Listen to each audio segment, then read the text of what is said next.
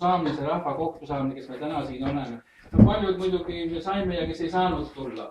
Ütleme, Leenimaale saatis tervisi, Valtri Antseile saatis tervisi, Fetisso Aleksandrile ühendus, siis oli terve kolhoos. Ütleme, Reinu töötajad teised ka, kes praegu seal on Üne ja Mati ja inimesed ei saanud tulla, aga osasid tõesti nad vallanid, nii et miks see põhimõte, et nagu kirjad, mul on koordinaadid, minu ettepanek on, et siin nagu maad on hektarmaad, et teinekord me püüame saada, kui on natuke soem, et me saaksime olla õues. Muidugi tänase ilmaga me oleks võinud ka olla.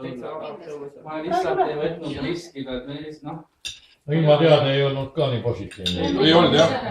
Ka 13 kraadi, 13-15 ütles küll kaused, aga ma tahan just seda rõhutada, et te nüüd käisite, et me tahaks järgmine aasta küll, et me saaksime rohkem, et öelge ja nad saavad, andke minu number, las me, kui ma see üritus hakkab, ma ütlen, siis ei kõik koksi selle rahva nagu kokku, sest eks igal ühel oma, aga lihtsalt minu ettepanek lihtsalt, et siin on nagu me ruume saame kokku.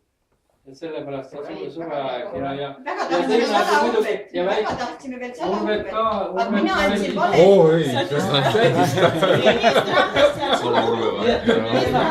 Ei tohi nii kohast inimesest mõelda.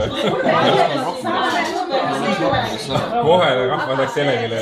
Ma tahan veel öelda, kedas ma tean, on Sambra Olli, kes töötab Karamata-kogus. Ja Olli on hästi aktiivne. Ikka seal selles Lääne-Virus või? Rakveres. Ikka Rakvereks või? Ta läks Rakveres. Ta oli Loksale elama. Minu arust ta läks Loksale elama. Oli ju selles, mis see Rakvere küljal see maakoht on. Sambra Olli muidugi, kus ta juba varustaja. Mul on ta pilt kaasas. Ei, kes on see kaasvahepeal oli.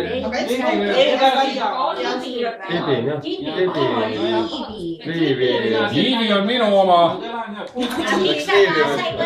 Ma pakkusin talle, aga ütlesid, et ei, et mul on mees ja lapsed ja... Ei, üks laps... Ei, rääkisime küll, aga ühes koos töötame. Ja, tütar jah, Tartus õpib. Miina Härmas. Inimesed käivad ja inimesed tulevad niimoodi siia kokku.